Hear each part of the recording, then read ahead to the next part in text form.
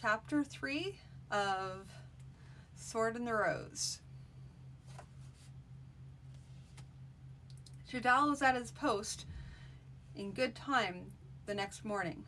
No one had beaten him, eaten him, or done more than make him the butt of the usual jokes among pages. So he was looking almost eager. Practice armor today, Jadal.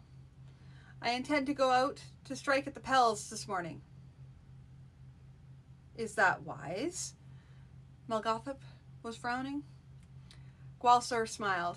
Wiser than sitting about letting my skills atrophy through disuse, Melga. Your balance is still awkward. And I will get rid of the awkwardness by refusing to practice? You give those slinking wolves any hint that you're not quite perfect, and you know what it'll say to them? How should I practice, Melga? Stand in my rooms and swinging my sword at things? I had already promised Jadal's mother that I would do him no harm. Laugh about it, but you make the job of protecting you very difficult. Older ones help us, Melga. I will take precautions, but I will not slink around, fearful that people will see some chance and opportunity to do me harm. I will go out, I will show my skill, such as it is, and I will make them wonder just what I might have in mind. Might I just be encouraging some of them to misstep so I can use them as terrible examples? So I will go out and strike at the Pels today. Yes, my most great and honorable Lord Baron. Gwalsor glanced over at the sardonic expression on the face of his man and burst out laughing. Did I sound too utterly domineering, Melga? Maybe a little bit. But as a favor to me, be careful of yourself, eh? I would just go out and wander out and look at the practice grounds. When Melgothep had gone, Gwalsor noticed Jadal looking at him wide-eyed. The boy turned suddenly to his work, the back of his neck reddening. Jadal? Yes, my lord? Jadal turned back, but kept his head down. Is something wrong? Well, the boy looked up suddenly. My lord, do you always allow such familiarity? Gwalsor laughed. How can I demand strict observance of forms from the man who set me on my first horse, who taught me to first use a sword? If I tried it, he would go around calling me my Lord Baron every time I turned around until I got sick of it and begged him to stop. Yes, my lord. Now, is my armor ready? Yes, my lord. I'll need your assistance. He held up his left arm. This makes buckles and laces difficult. Jadal's face reddened. My lord, Gwalsor cut him off. Oh, yes, your first speech regarding my condition. No, this has nothing to do with pressing home to you how unmannerly you were. I do need assistance with my armor, as I told you yesterday. That is one of the things you will be called upon to manage. By now, Melga will be investigating the practice yard to discover the places where ambushes could be laid against me. Surely you would not see all his pains go for naught. Jadal managed a faint smile and went to work. So, Foraith, how bad was I? Foraith and the Baron were walking back from the practice yard, and Foraith had just given a brief account of the preparation for the expedition to Wheela's Hole. The new marshal hesitated. Come, Foraith, you ought to know by now that I have no intention of trapping you into saying something unwise and using it against you. Speak up. Foraith stroked his hand down his beard and said slowly, Well, my lord, since you ask, you are a little awkward. You'd still be getting yourself used to your new body's new balance then? I am. Gwalsor grimaced. And I think you may still be attempting to spare my feelings. What would you have said to one of your recruits if I had done as badly as I? That he go back and practice again for another hour? Long habits of service of those of noble birth caught him. But I would not say that to you, my lord. Saldra's tears, why not? Am I not as likely to as any of your recruits to end up dead if I don't swing a sword properly? Well, yes, I suppose so, but You are Lord Marshal of Grendel Barony, and I do not punish people for speaking the truth. And you are right. I should be back there practicing for another hour. Save that there are 101 other things that require my attention in this barony. I suppose we will have to depend heavily upon my personal guard if we ever fight a battle. Pemberlint the magician stood before the Baron, dressed in his usual flamboyant style. Green hose, black doublet with slashed sleeves and red inserts, and his head decked with a flat black cap, complete with blue tassel. My Lord Baron, you do me a great honor, but... Balsor cut him off with a sharp bark of laughter. I do you great discomfort, you mean? I ask you to forsake the ease of Grendel Castle to join me in a military expedition, with all that means. May I be so bold as to ask why you have chosen me, my lord? Balsor shrugged. You were brought to my attention on the first day in the castle, and you proved yourself capable. I do not order you to accompany me, but if you refuse, I shall have short time to find another magician who has no known grudge against me on behalf of the old Baron. Why any magician at all, my lord? Balsor shrugged again. No good reason, my good master magician. Only a whim. A feeling that it might be advantageous to have a magician along. Has this anything to do with your Lafetta companion? The Baron smiled. No, he has sniffed out nothing in particular. This is just a feeling of mine. Pemberlint nodded. I see. Well, my lord, I ride adequately, but not well, and have no horse of my own. I ask that you give orders for a horse to be supplied to me for the trip, and preferably a tame one. Balsor smiled slightly. Thank you, Master Pemberlint. I will look forward to your presence. A page bearing a message from Ralno found Balsor in the stables. My Lord Baron, Lord Ralno bids me tell you that the chief priest, Twanik, requires audience with you. Balsor frowned at the boy. Surely, he said, desires an audience, not requires an audience. No, my lord, he was most definite about that. Tell my Lord Baron that the chief priest requires an audience. Balsor's frown grew deeper. Are the priests here in the south in the habit of giving orders to their lords? The page was flustered now. Well, my Lord Baron, my own father says it wasn't so in his younger days, but they've been pushing themselves in the past years, taking every bit of power they can manage. And then he flushed at his own forwardness. Balsor continued to frown. Well, I suppose I'd best go see what he wants. The priest Twanik wore red robes. Red was the color of sacrifice, by tradition restricted to the use in the temple on the days when sacrifice was offered to the older ones. In recent times, though, many priests had taken to wearing red on any occasion when they were remonstrating with anyone, particularly nobility. On his head he wore a flat black cap with ear flaps that hung down just in front of his ears. He was a stout man, though not obese, with an aquiline nose and a pair of stern grey eyes. I thank you for allowing me to see you, my Lord Baron. You left the impression that it was important. And so it is. The priest took a deep breath. It is my understanding that you are consorting with the magician Pemberlint. We who serve the older ones, the gods, feel it necessary to give you warning about this man. Balsor drew himself up. And who presumes to say who I may or may not consort with? The priest was a stout man and more than girth. My lord, the magician Pemberlint is suspected of carrying out divinations of the future, which, as I'm sure you are aware, is a matter of trespassing on the prerogatives of the older ones. Therefore, we who serve the older ones strongly suggest that you disassociate yourself from this man. Balsor considered this. Suspected, you say? Suppose I say to you that you are suspected of failing to counsel the old the old baron against treason, and therefore suspected of treason yourself. And therefore I ought not, in the eyes of the king, and by your own logic, to consort with you. It is not the same thing at all. The priest's eyes were blazing. No, it seems to me almost exactly the same thing. Bring me some proof that that Pemberland has indeed carried out divinations, and I will deal with the accusations at the time.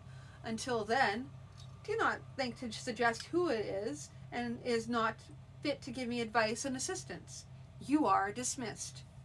My lord, I insist. You are dismissed. Malga, would you be so good as to escort Master Twinek from my presence? Twinek looked at Malgatham as the friar's hand closed on his arm. The Lofetta grinned. Best come. He's angry. To stay is not a good notion. He ushered the glowering priest out of the room. When Malgatham returned, the Baron grinned at him. Laying the accent on a little thick, weren't you, Melga? Melga shrugged and grinned back. Easier that way. If he thinks I'm a barbarian and barely speaks the language, he'll try not to argue, and I'll have to put the sword through him. But I warn you, it's not a good idea to make bad friends with too many people altogether. Your guards are only able to look in so many directions at one time. You'd have me take heed of all that man's hints and suggestions and suspicions? No, but maybe you can say something like, I hear you, and will seriously consider what you say. You need not do anything, but you can keep the old red robe from thinking you're an enemy. Gwalsor sighed and rubbed the leather-capped stump of his left hand with it across his brow. Older ones have mercy. This business of being a baron is no simple thing, is it? Tell me, Melga, am I wrong, or is there a difference between the priests here in the south and the priests we had up north? It seems to me that up there, the priests were most often respected for their wisdom and good advice. Down here, they seem to demand not just respect, but authority and obedience. I say maybe you take it a little too far. Gwalsor waved this way and with a sweep of his arm.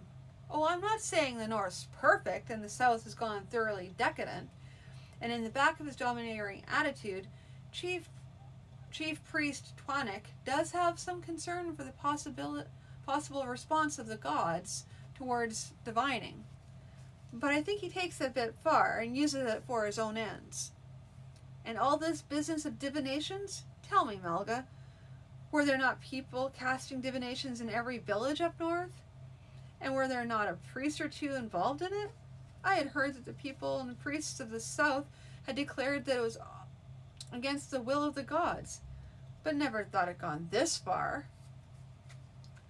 I will not give you advice about the gods, spirits, whatever, just about people. Maybe you should think hard on this, though. You're not up in the north anymore, you're in the south. Maybe you should change yourself a little bit, and not insist that these people change for you.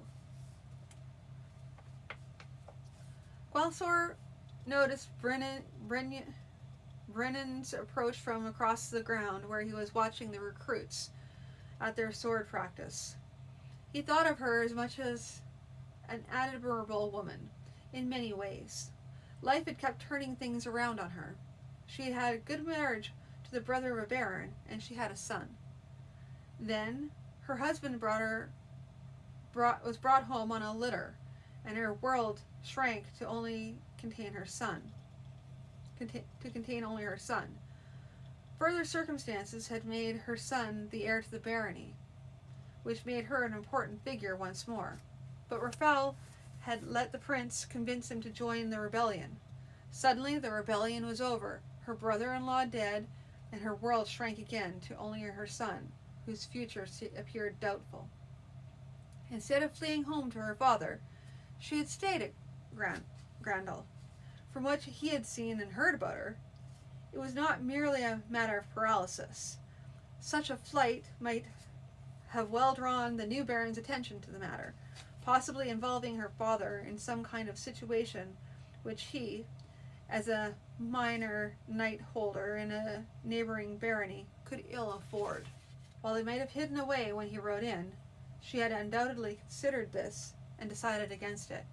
He had heard by now of some of the stories that had gone round about him, and could hardly fault her for trying to keep the boy out of his clutches, though she'd come off sounding shrill and tiresome.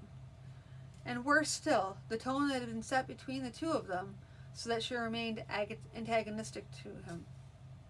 So now she was approaching him, her face held firm, with purpose. He hoped that she was not going to make demand on him that he would not be able to fulfill. "Good day, Lady Brennan." "Good day to you, my Lord Baron. I was told I would find you here." "Your son is well. He doesn't complain?" She laughed. Her motherly exasperation showed on her face. "On the contrary, my lord. It's nothing but my Lord Baron this and my Lord Baron that. It's only—" She stopped as if unsure how to carry on. "Come, lady. Surely by now you know that I am not so hard to speak to." He saw at once that this was the wrong thing to have said, for she stiffened. "Lord Baron, do you plan to take my son on this expedition tomorrow?" He frowned. "I suppose it's a good thing I did not intend this expedition to be a secret. I wonder if Wardwick knows about it by now as well."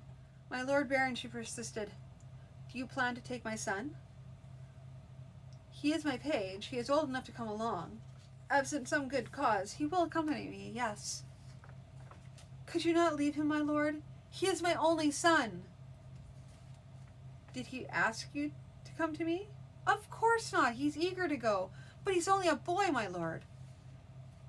Several thoughts were going through Balsor's mind. Chief among them being that Jadal's status, the only page who went home to his mother at night, was causing the boy some trouble with the other pages. Then, too, what was the duty of a page but to serve his master? "Lady Brennan, I need my page with me, and if he is willing to come, then I see no reason to keep him back. I will do my best to keep him safe, of course." "And if your best is not good enough, what then?" Annoyance caught him. "Lady, your son might take a tumble down the steps while supposedly safe here in the castle and die of it. There's nothing that can be warranted for certain." "Even so, I will hold you responsible if anything happens to him." She turned and strode out without taking leave. Balsor wished he could think of some way of bringing her back, short of giving her in to a demand that would only make Jadal's life with the other pages more miserable. The inn was shabby and smelly, and the innkeeper professed to know nothing of the dealings that went on and the bargains that were struck within its dingy confines. The small blond man absently twiddled with the short dagger sitting on the rough tabletop. His pose seemed very relaxed, but to one who knew the sort, it was clear that in the blink of an eye, a dagger could be in someone's throat. He was not furtive at all. No glances around the inn to see who might be listening, despite the fact they were in a dark corner. He shook his head slightly. "Not good enough. For him, I'll have to be ready to run, and to outrun pursuit. That means one horse at the spot, another further on. I'm sure you don't want them catching me and putting me to the question." 50 gold, then." The hooded man across the table spoke quietly. He showed no self-consciousness either. It was a mere business deal, and he was well aware of the distance between this table and the nearest other patron. The blond man shook his head again. 100. I'll be leaving one of the horses behind, and I'll have money to live on too. You want to try, maybe get someone cheaper? But then, you get what you pay for." 100 then. "No, I'm not going to pass it across the table. The pouch will be under the bench here when I leave." The blond man's eyes widened a little. "All counted out? Then what was the bargaining about?"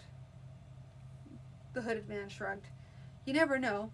Maybe sometimes one can save a little money. Goodbye, and good luck to you. Luck has nothing to do with it. It's my wits that keep me alive. Who is this hooded figure? I know as much as you do. And so, have a good night in the meantime.